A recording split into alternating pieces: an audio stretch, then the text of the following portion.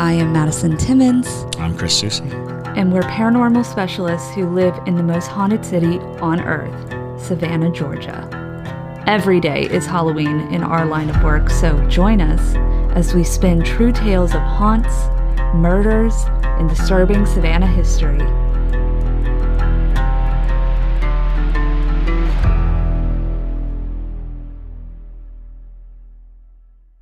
I'm Madison. I'm Chris. And welcome to the most haunted city on earth.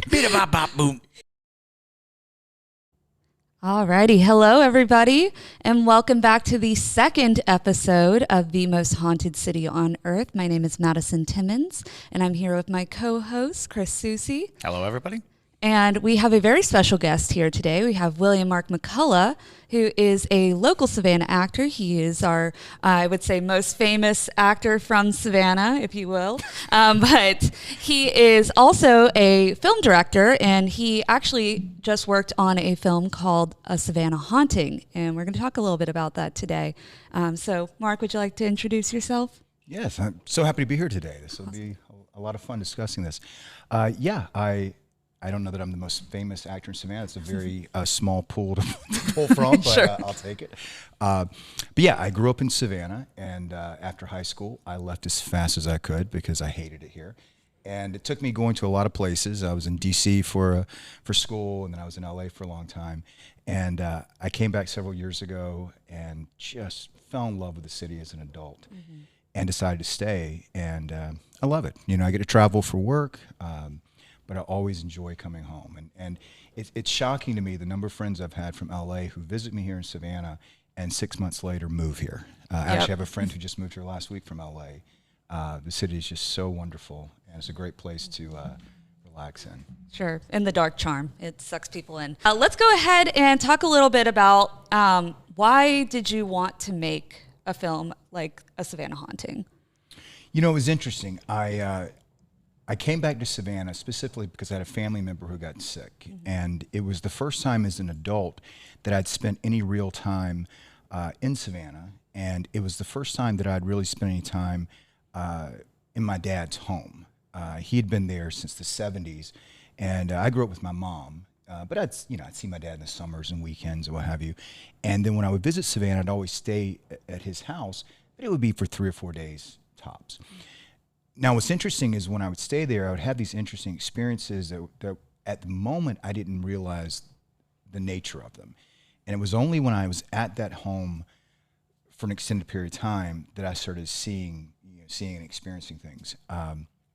So, I was kind of focused on family stuff, health issues with family, and my producing partner, Alexis Nelson, she was coming to Savannah just to give me moral support and be there with me and help me, through a tough time. And she stayed at the house, and I didn't tell her the history of the house. Like, the whole family knew the house had this history of being haunted, but we didn't really talk about it. And I certainly didn't tell strangers that because it can make you seem a little odd, right? Yep. But it became very obvious very quickly to her that something very scary was in that house. And so she actually was the one who suggested to me that I take the things that had happened in the home and write a script based on those things. So that's really where it started. I always tell people, like, I never call myself a writer. Chris is an amazing writer. Yes. I'm pretty good at writing about things that are very clearly happening in front of me. You know what I mean? Like, Sure. I'm a good note taker of life, but I'm not good at just coming up with crazy things. So I literally just wrote this script based on things that had happened in the house, experiences that had happened. And interestingly, I included some things in the script, and we can get into this later, that I thought I made up, only to learn later they were true. Oh. It's kind of interesting. Yeah. But that was it. It was literally my partner was like, you really need to capture this, in a screenplay. And then we decided to make the movie. That's awesome. So would you consider yourself a clairvoyant psychic of sorts, or a clairaudient psychic, clairsentient, all of those things? I don't know what any of that means, but Sure. I'm going to say no to all of that. Well, I mean, essentially, clair senses are, like seeing spirits, hearing spirits, feeling spirits.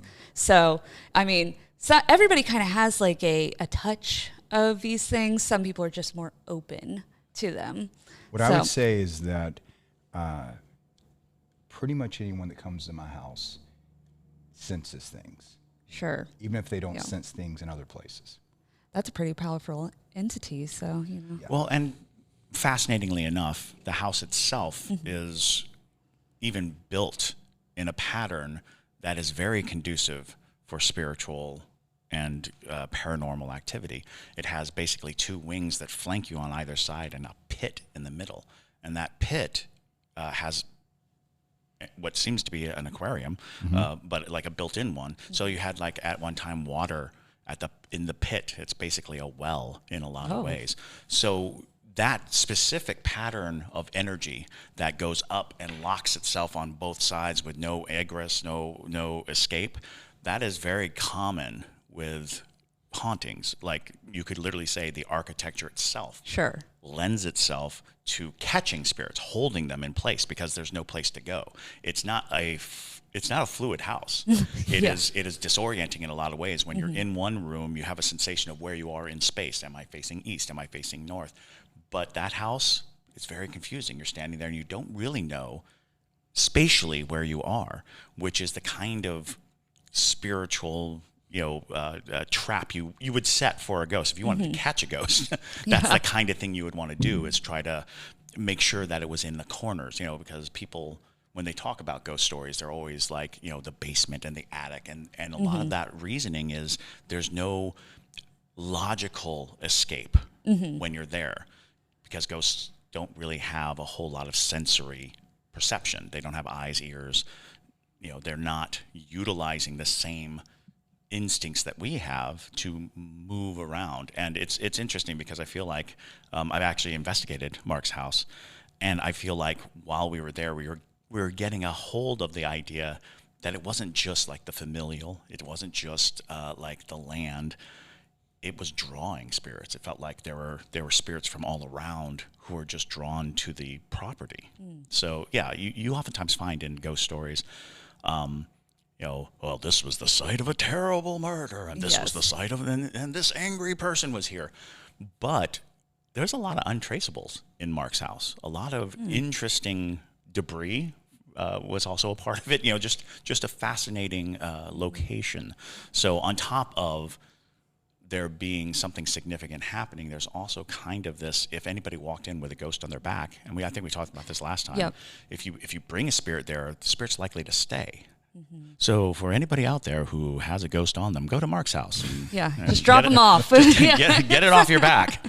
And Mark loves it. He'll write a movie about it. Don't worry about it.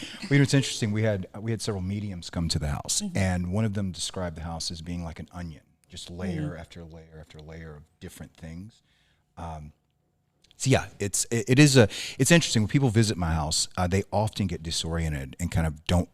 Even though I'll show them around, they get very turned around very quickly with the layout, which is pretty unique. But it's also simplistic, so it's weird that, because I noticed that too. It's like it's a very simple layout, and yet you still get disoriented. You're like, oh, am I facing the back? Is this right?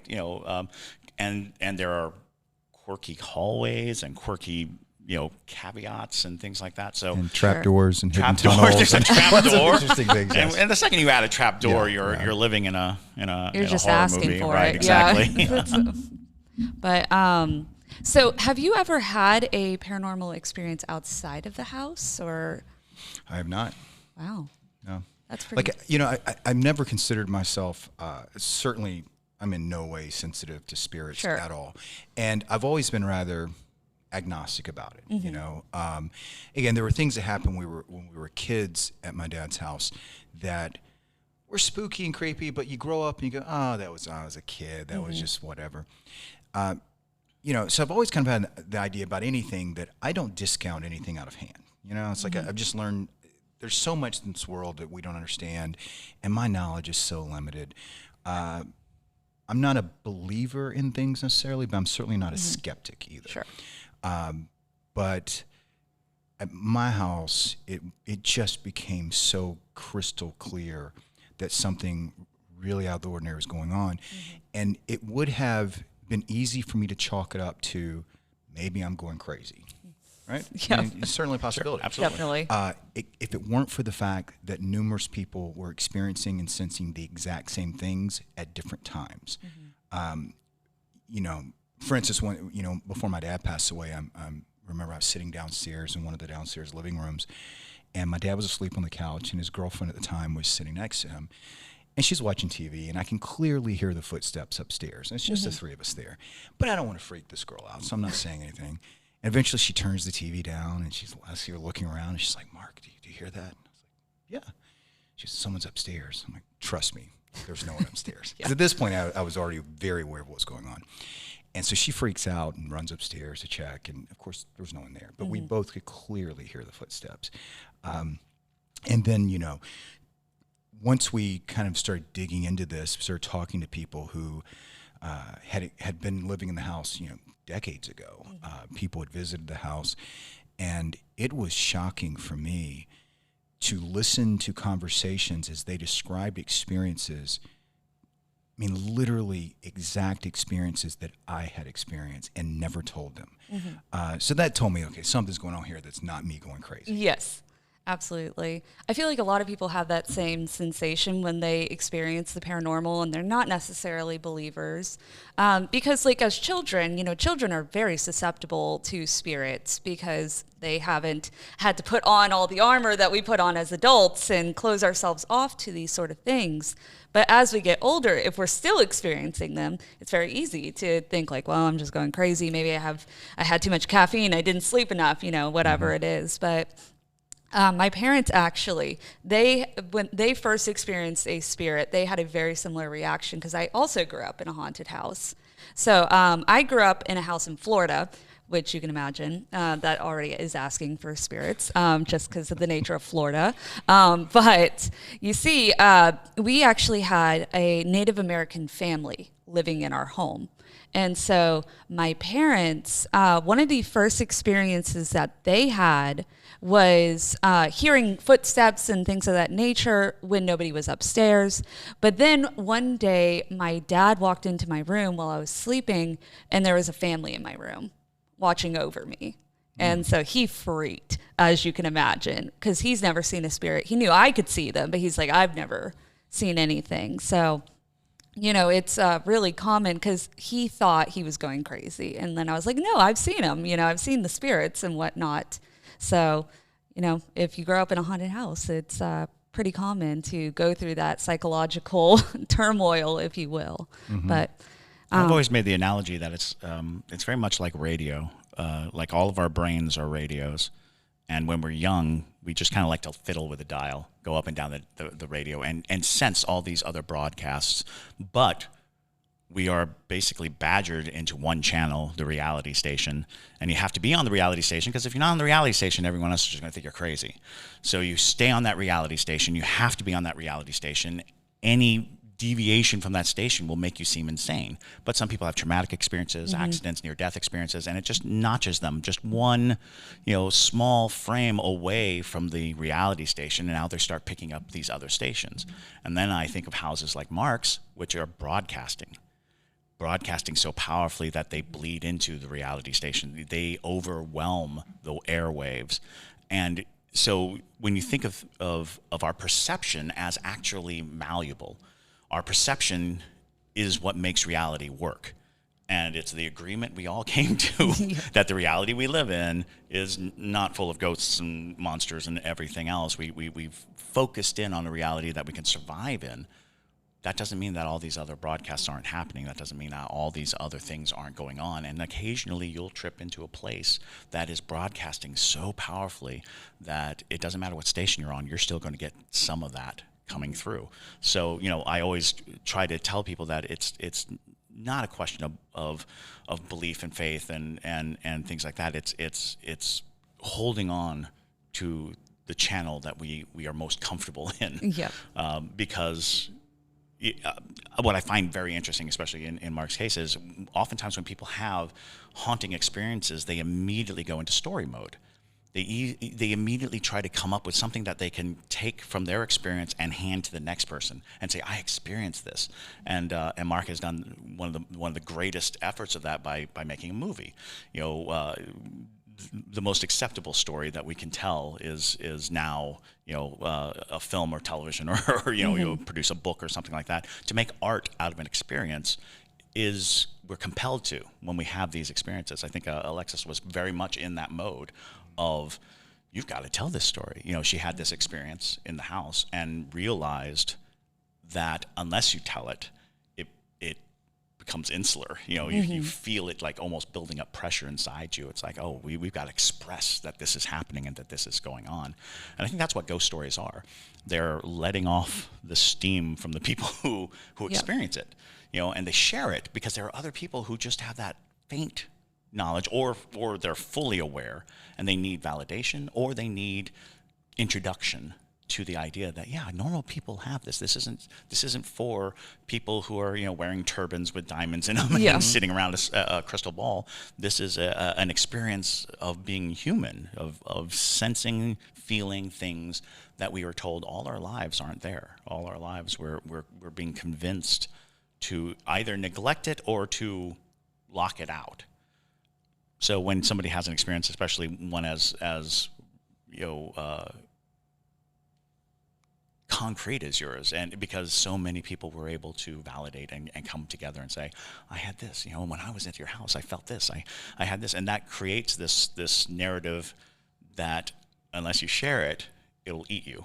Yeah. it'll just be this thing that you sit in your house going, all right, everybody sees this and feels this. Yeah, and what's interesting is working on the film, when I was writing the script, and then we went to pre-production, and when we started filming,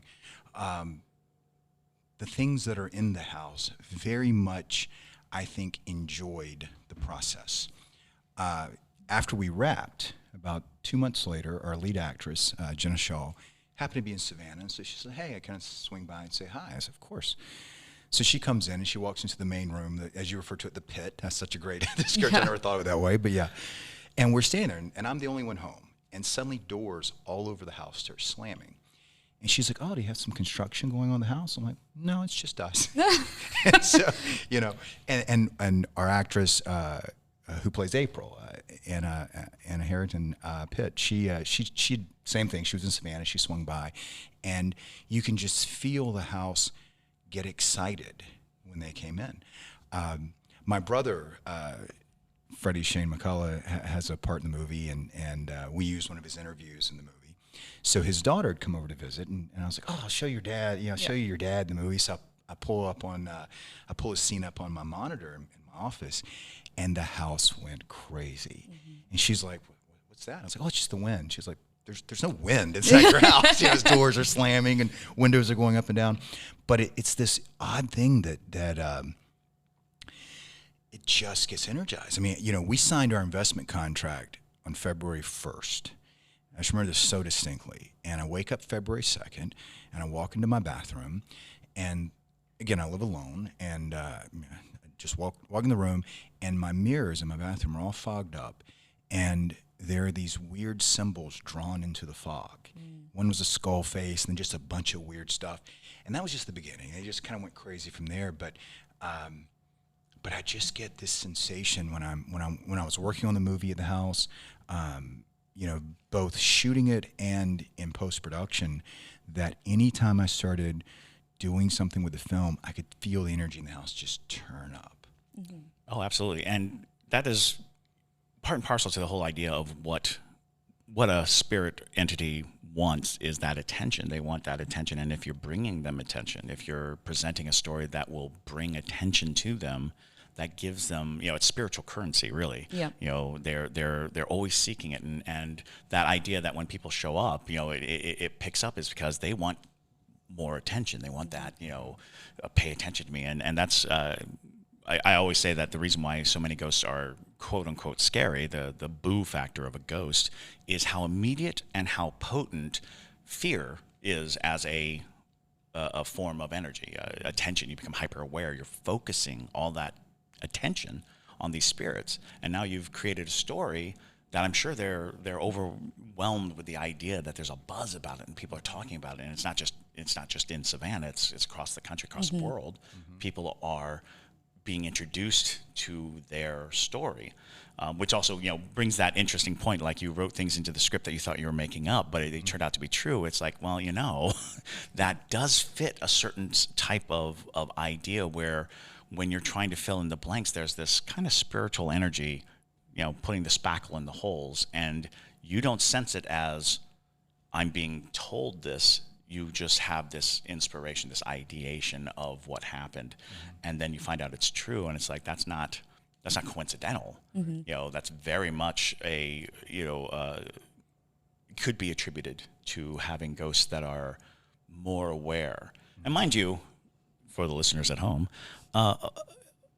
aware ghosts are more dangerous than unaware ghosts.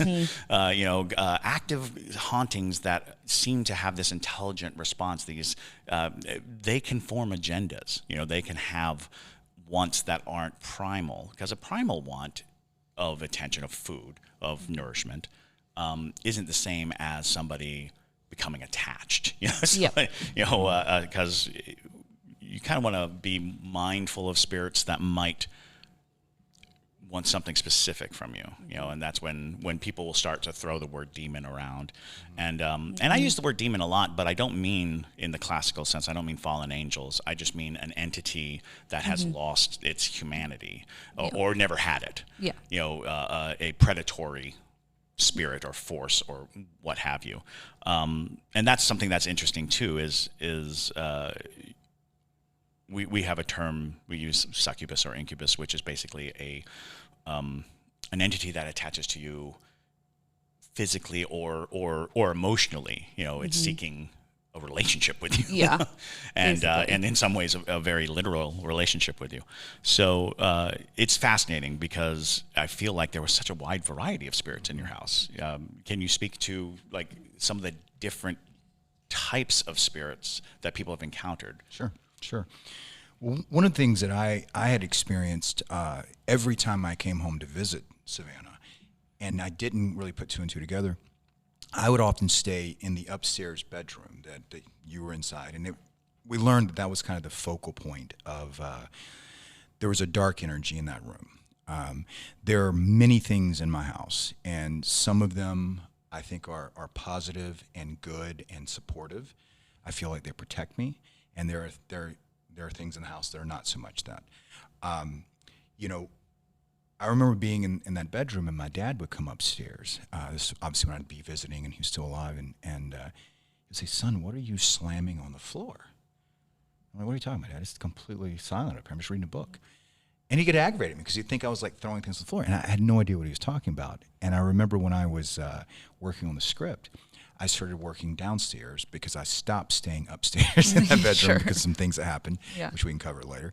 And I remember one night specifically, it's about 2:30 in the morning, and I'm working on the script, and I hear this crash upstairs that literally sounded like someone had a sledgehammer and just hit the floor above me, the ceiling, as hard as they could. And I had my motorcycle outside the house, about 20 feet away from the house, with a motion sensor on it. This hit the floor so loudly, it set off the motion sensor on my motorcycle. So I thought something just crashed, the roof fell in, I didn't know. So I run upstairs, run into the area above where I was lying, and it's just a closet with like dresses, nothing. Well, we had a medium come to the house to say that she saw what she said was a slave, a male slave, and she said that sound that we all hear when we're downstairs is the slave with a giant rock trying to break the chains that are on his leg. He's just slamming it against the chain. That's one of the things that there, in the script, a little girl plays a very important part of the story. I just made that up because little girls, I think, can be pretty damn creepy. Absolutely. Only to learn later, when interviewing multitudes of people who had stayed in the house, who had lived in the house, that many people had experienced a little girl in that house. Either they saw her, they heard her laughing, they heard her crying, they'd see her out of the corner of her eye, like running across the room. I never did up until after I had written the script. I was staying in that upstairs bedroom, and I remember it was the last night that I stayed there. I woke up in the middle of the night and I could hear a little girl whispering my name outside the window, and this is on the second floor. Oh. And like so many people, you know, my partner's very smart. She's always telling me when something happens, she's like, grab your phone and record it. Well, the first 3 minutes, I'm trying to discount and make up excuses why it's not what it seems to be, right? So I wake up and I hear my name clearly. I'm like, okay, I'm still dreaming, obviously. You know, this is not real. But I wasn't dreaming. And I just remember getting up, and my whole body was just ice cold. And I just like, screw this. And so I start walking out the room. And I remember as I crossed that threshold, I could just still hear her saying my name. And but I had that experience after I had written the script about the little girl. You know, another thing that plays pretty prominently into script is that there was a plantation house on the property that gets burned down during the Civil War, and the house in the movie gets built over. And it's, you know, I won't give too much away, but it's a really key point in the movie. Again, just made it up. And you know, we did a documentary about the history of the house, and so we brought in a historian who told us that there was a plantation on the property that was burned down during the Civil War. And I had zero idea of that. And, you know, things like that was just like, wow. But there, you know, there was something in that upstairs bedroom that, you know, it was just dark. I don't know what it was. I mean, I've heard people refer to it as demonic, but... We even had, while we were there, we had discussion of it being a portal, of there seemingly being this incredible passage, you know, and we spent a good amount of time in that room because it was so significantly charged. You know, you just knew that this room, other than, you know, outside of the others, seemed to be almost like a battery. Like, you know, this could fuel the entire place, whatever's going on in this room.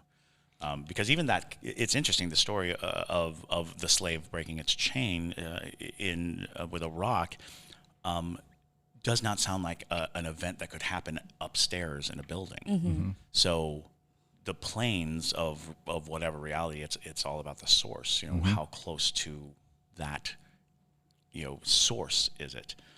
Because that event probably didn't happen in that location. More likely, that location didn't exist, you know, at the time. But whatever's drawing into your house is obviously, you know, manifesting, you know, from there. Which, you know, a lot of people imagine that ghosts go about exactly as they are in real life. You know, if I die, it's going to look like me. It's going to walk on the floor. It's going to do all these things. As a matter of fact, there's a great ghost story at Fort Jackson where people have seen people marching, ghosts marching, but they all look like they've been cut off at the knee. And it turns out that the ground of Fort Jackson had actually been built up by about 1.5 feet. And so what's happening is they're walking on the original ground, you know, the ground as they knew it. But ghosts aren't tethered to any logic. They're not tethered to, you know, architecture. So I find that really interesting because I think we did spend a lot of time with conjecture, because I think the little girl came up as a we had 3 not very experienced investigators with us, and they were talking about a little girl, the sensation that there was a little girl there. You know, we had multiple mediums come into the house. I think we had 4. And kind of thing, we didn't tell any of them about what anyone else had said. I just wanted to see a fresh set of eyes. And every single one of them talked about a portal being in that room. Yeah. Oh, I believe it. Yeah. You know, I remember, again, to show how lacking in bravery that I am, there was a point where at noon, middle of the day, I would not walk upstairs. Like, my upstairs was just off limits. And if something happened and I needed to go upstairs, I would call my partner who lives in LA just to have her on the phone so that a grown man could walk upstairs. But I could feel it. Like, it was literally, as you walked up my stairs, it was like walking into a heavy fog. You could feel it. And when I'd go up to the bedroom door of that room, you have that sensation when you know someone's on the other side of that door. Yep. And I remember one day I was downstairs, again, middle of the afternoon, and I hear this crashing sound. And I look up, and in the room that I was in, all the pictures and paintings stuff had fallen off. I was like, well, that's strange. And I walk into the living room. All the pictures, paintings have fallen off. Go through the whole downstairs, every single thing that had been on the wall was on the floor. And then so I called my partner. I was like, because I'm terrified of this one, right? And I was like, okay, I need to go upstairs and check. I need you to be on the phone with me. So I go upstairs, and everything in the entire house had fallen off the wall. And there was this huge mirror upstairs in that one upstairs bedroom. It was this really old antique mirror that was like beautiful ornate wood, and it had fallen and just shattered into a million pieces. But I just remember there's no earthquake, there's nothing, it was like, but this same moment, boom, the entire house, it just knocked everything off the walls. I find it honestly kind of frightening that the little girl knows your name, because names are... I didn't like that either. Yeah, I can imagine. Because names are very powerful in the paranormal world, if you will, because you often see it in like fae lore, how... they never answer it's just something calling your name. Exactly. Yeah, because that's usually a very malicious entity.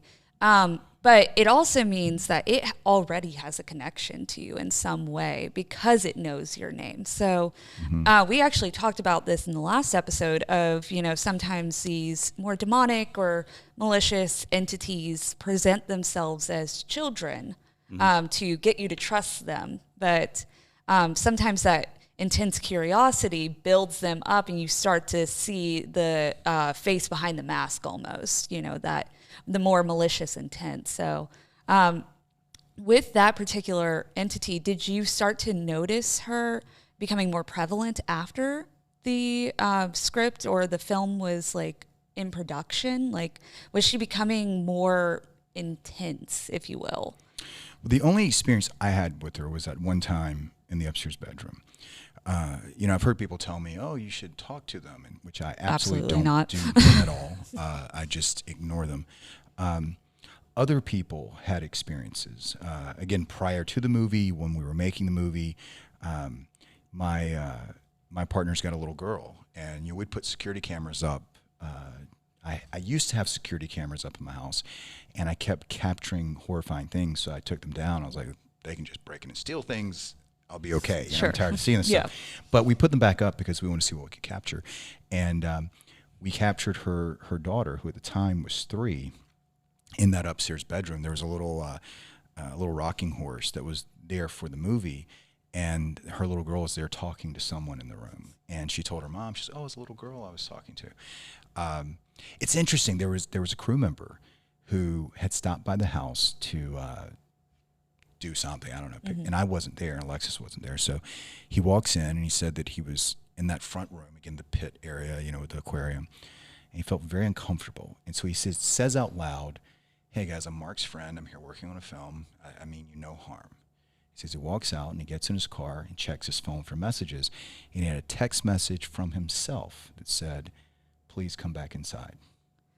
Ooh. Yeah. And this is a guy who was an atheist, didn't believe in anything. He no longer doesn't believe in anything. I can believe that. Even that's interesting, because there is kind of an interesting conversation to be had, because a lot of times you can settle a haunting by speaking to it, by saying, "I acknowledge you're here. Please leave me alone," that kind of thing, because that's the kind of attention that they want. They want somebody to pay attention to them, and if they don't have to expend energy to get attention, you can sometimes nip a haunting in the bud by preemptively just saying, "I'm here to do this, this, this." You're acknowledging their existence. They don't have to waste energy to boo, and you can go about your business. And if you know their name, if you know the spirit's name, even more so, more power to you, because you're really... By calling out their names. As a matter of fact, in most rites of exorcism, you can't really expel a spirit until you know their name, which is how we actually came up with Legion, which was a name that we gave to all demons, and that it helps in that sensation of, if you don't know that individual spirit's name. When a spirit learns is always my problem, because I think of like ghosts like the cloud. You got files on your computer, it goes into the cloud. When your computer dies, that's your body. When it dies, the access to the cloud is gone. The only thing that can access the cloud is another computer. What's in the cloud is all that you are. you're not going to learn anything. Nothing's going to be uploaded to the cloud. You don't get to learn new names, new people, new things. You exist as a series of the events of your life, your memories or whatever. It's in the cloud. Now, if there's something out there that has a computer and is accessing the cloud to get to your information, now you're dealing with some other entity. You're not dealing with a ghost. You're dealing with something that's manipulating the information in the cloud. And that becomes a question. It's like if a ghost learns your name, you're dealing with something else, because a ghost doesn't have a brain to store information or process information. You're dealing with something that can. That aside, if it knows your name, it might have known you in life. It might have become aware of you or know you, and then when they died, it was in the cloud, and then they can utilize, the cloud to access and see you. And it's an interesting way to make an analogy of the idea that our spiritual makeup needs a processing unit, needs some form of mechanics. That's what our brain is. That's what our bodies are. Without that, it's just spiritual collection. It's just there and accessible. Like, we are operating systems, so we can see the traces of the file. We can read a file off the cloud if we have a password, if we're in the right place, if it's not locked. So when you put all those things in that framework, you start to realize that if it knows your name, if it's learning, then it's got an operating system, and that operating system is not the spiritual. It's something else. It's let's say we're on one side, there's the cloud, and then there's something on the other side. And that side has a computer, and we have a computer. That becomes like this interesting debate over what can a spirit do? What can a ghost do? We talk about intelligent haunts all the time. And most people will agree that an intelligent haunt is when you can communicate with the spirit, and the spirit can furnish proof of communication. It does not necessarily mean they're going to learn who you are. They're going to have an understanding of who you are. That's when you start getting to a little scary. Yeah. that's a slightly scary thing when things call out your name, because throughout world history, any spirit that calls your name is usually a bad thing. So like she said, we came up with fairy tales and fays, and look behinds, I think, is the one in Appalachia, where if it calls your name, you're supposed to just keep going. Yeah. Look forward, never turn around, just keep moving. And that's this common trope throughout every culture. It's like, spirit knows your name, don't go do it. It's interesting. I've obviously talked about my house a lot, various places and various situations, but I never use the term ghost. I never use the term spirits, because I have no idea, right? Sure. I love your approach, and I always enjoy talking to you about this stuff, even if it's over coffee, because you're so knowledgeable about this world. And again, we brought in, when we were doing our documentary, we brought in, 4 or 5 mediums. We brought in a voodoo priestess. We brought in Eastern Orthodox priest. We brought in you, lots of folks, lots of experts. And what I found fascinating was the overlap, the number of folks who, from different backgrounds, different skill sets, different natural talents, who saw the same things, had similar ideas, and then also the different viewpoints as to what things were that were there. But like I said, I'm not a skeptic. I certainly know there's something going on. I just don't know what it is. And we have a documentary that posits a lot of possible causes, but I don't know if it's a ghost. I don't know if it's a disembodied, human spirit. I don't know if it's an evil demonic force. I don't know if it's, energy that's trapped in time that's just in a repeating cycle, or if we're, just get even crazy. Like if there's another dimension that's kind of bleeding through ours, and we're just at my house happens to be a place where they kind of bleed through and touch each other. I have no idea. I just, I live in the house. I live by myself in the house, and I'm okay. There used to be something in that upstairs bedroom that was terrifying, and we brought in a demonologist, and we got that thing out. whatever that thing is. And I know that now I can walk upstairs, and I can be upstairs at night working, and I'm not terrified, and I'm fine. Yeah. But there are certainly instances, I'd say 2 or 3 times a year, something happens that just chills me to the bone. And it's usually things happen, and I actually chuckle to myself because it seems almost like a mischievous child playing around. I'd say like 3 or 4 times a week, I'll wake up to the sound of something falling over in the room above me and getting dragged across the floor. And it just feels like someone's screwing with me. You know what I mean? It doesn't feel scary. It just feels like they're just screwing with me. But then sometimes I'll wake up to my bedroom door knob turning, someone trying to come in, or someone pounding on the sliding glass door to my bedroom. That's scary to me. You know, Okay. I've woken up to the sound of a man's voice whispering outside my window, but I can't make out what he's saying. That's scary to me. Of course, what I used to do is run out with my gun to see, you know, obviously there's some psycho outside my window and there's no one there, and come back and I still hear the whispering. But I don't know what it is, you know, and I just, I don't know. I think that is chief among all things that you should walk away with is no one knows. For all the experts, no one knows. And I am always reluctant to refer to myself as an expert. I am a constant explorer, but no one knows. And so there comes this thing where it's not knowledge, it's faith. And that's where the people come up with different avenues. People believe certain things, and I think that helps them.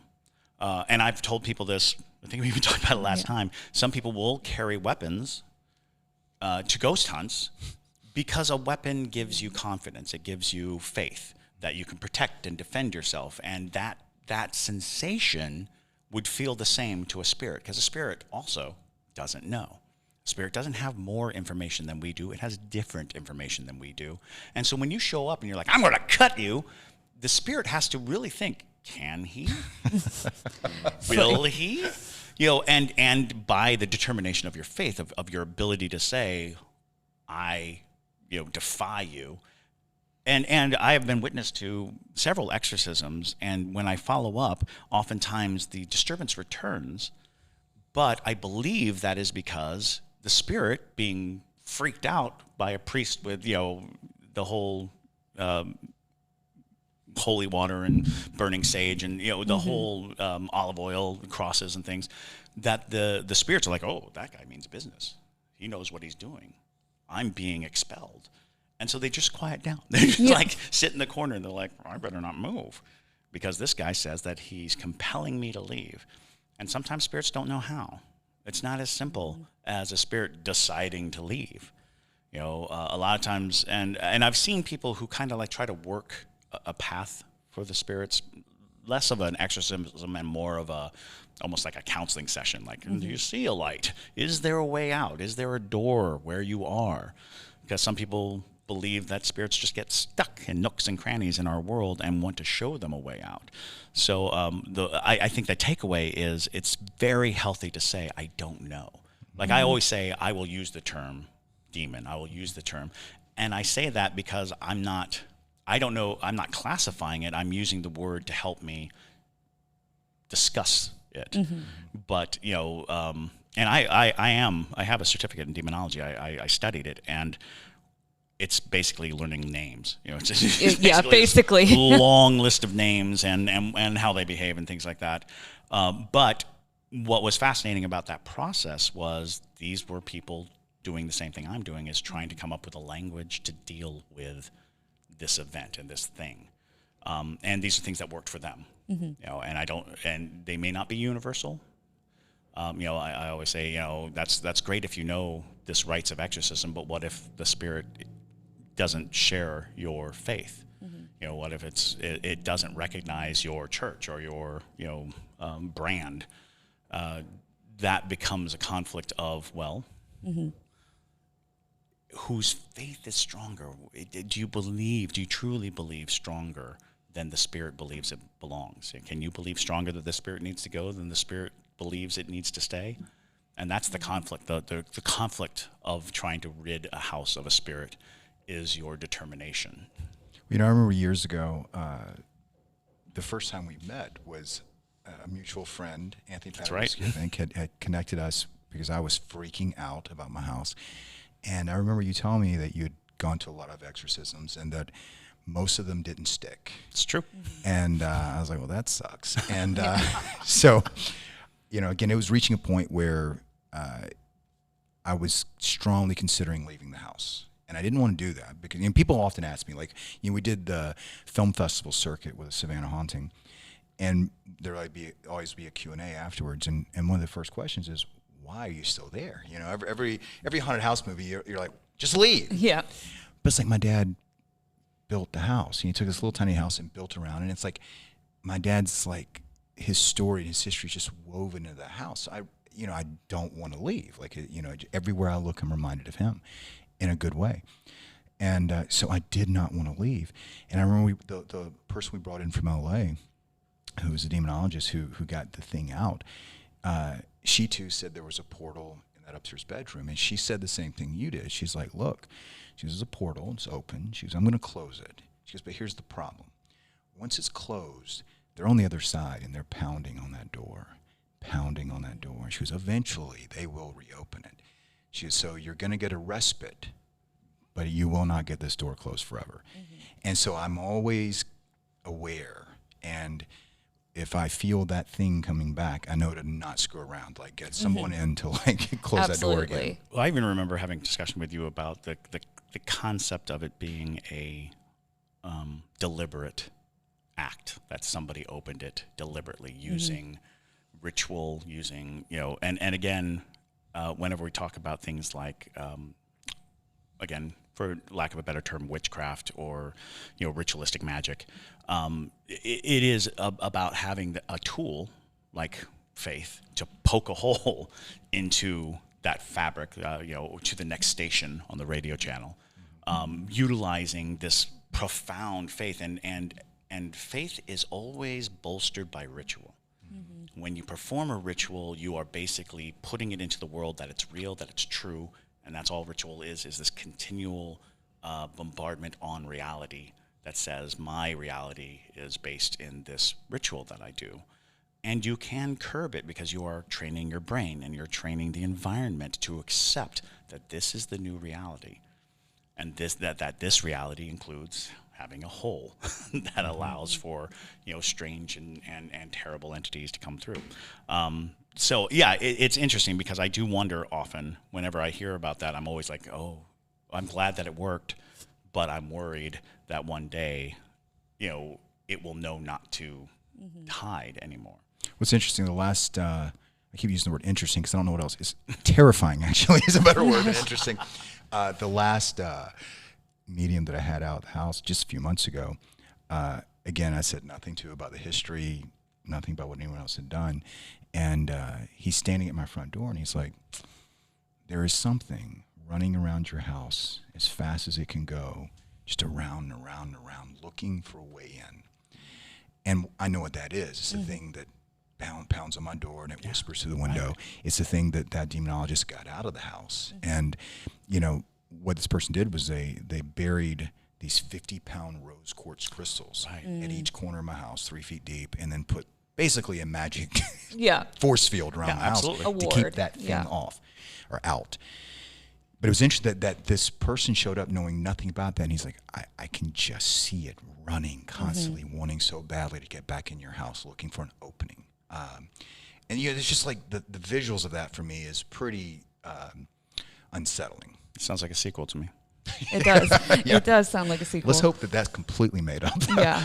Well, I mean, it's true. It's the same way when you practice witchcraft. You're always having to refresh your wards, always having to make sure your, you know, guards are staying strong because entities, I mean, that's what all they have to do is, you know, is be resilient. They just have to have enough conviction to want to get back, and they'll eventually do it. But, you know, if you're actively staying on top of it, you know, and making sure that your protections are still just as strong as always, they're going to have a really hard time getting back in. So I wouldn't worry too much about, that this thing's going to penetrate back into your home with more conviction, I would say. Right. So. I guess for me, and that act, the act Yeah. of burying things, the physical acts are far more tangible. You know it happened. You know it's there. You know, it's very similar to putting a cross on the wall. You know it's there, and you know what it's there for. It's a constant reminder of the act that was taken to protect the environment. And that's a pretty drastic act. You know, giant pieces of rose quartz around your house is a huge endeavor, and you couple that with a knowledge base of ritual and you have basically a ghost that doesn't know, or a spirit or whatever entity that doesn't know the rules, and realizing I need to adhere because these rules are being outlined very clearly. I always talk about, one of the reasons why we etch people's names in tombstones. That's old magic, the old concept of if I put your name on the stone, then the stone holds you. It keeps you. It's got your name on it. And that's to keep the spirit from coming home. It keeps the spirit in a place that is not going to bother you. And that ritual being reenacted and over-reenacted and throughout history in every culture says the dead belong in the cemetery, the dead belong in the graves. Stay, don't come home, Uncle Carl. I want you to just be in the ground. And that's such a fascinating thing, because what an arcane ritual it is, what an ancient and old ritual it is, funereal proceedings, but we still do it. So something in us is still recognizing the potency and the importance of that ritual.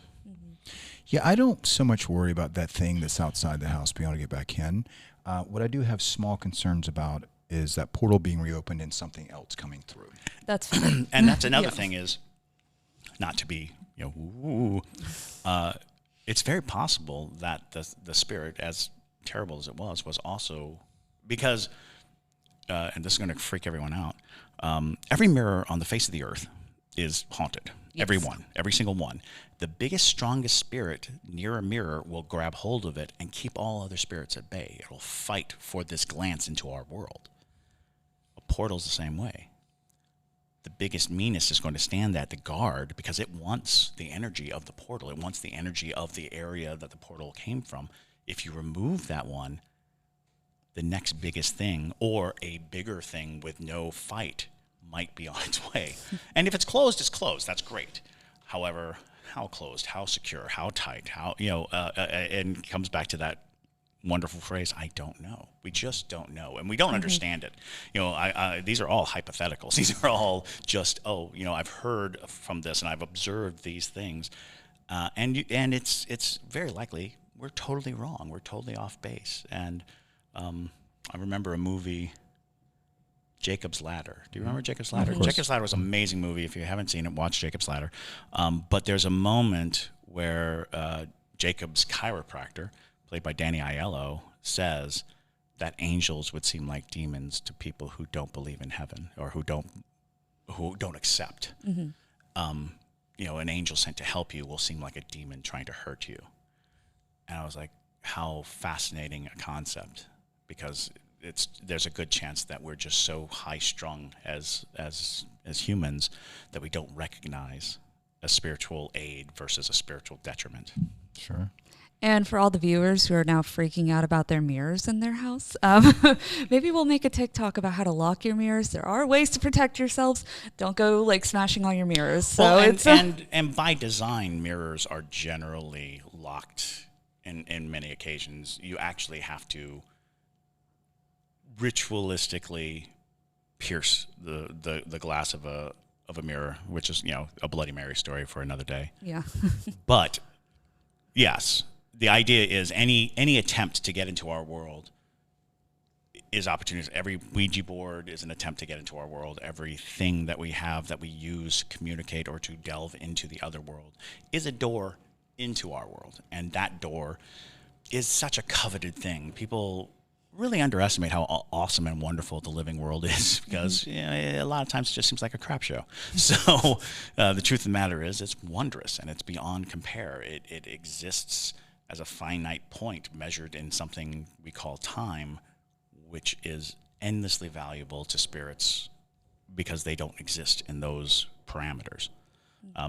Just imagine how valuable time is to those who do not have it at all. Well, on that note, I guess we're going to go ahead and wrap up. So, Mark, would you like to plug anything for the film? Well, I can't share a lot yet. We just signed a distribution agreement, but unfortunately we can't give any info yet. But I certainly will let you guys know. But you will be seeing it in theaters relatively soon. Well, you heard that, so that's going to be awesome. But thank you guys again for listening or watching. You can find us on Spotify. You can find us on YouTube. Make sure to follow us on TikTok under the Savannah Underground. But we do appreciate all of you. I am Madison Timmons. I'm Chris Susi. And stay spooky, y'all.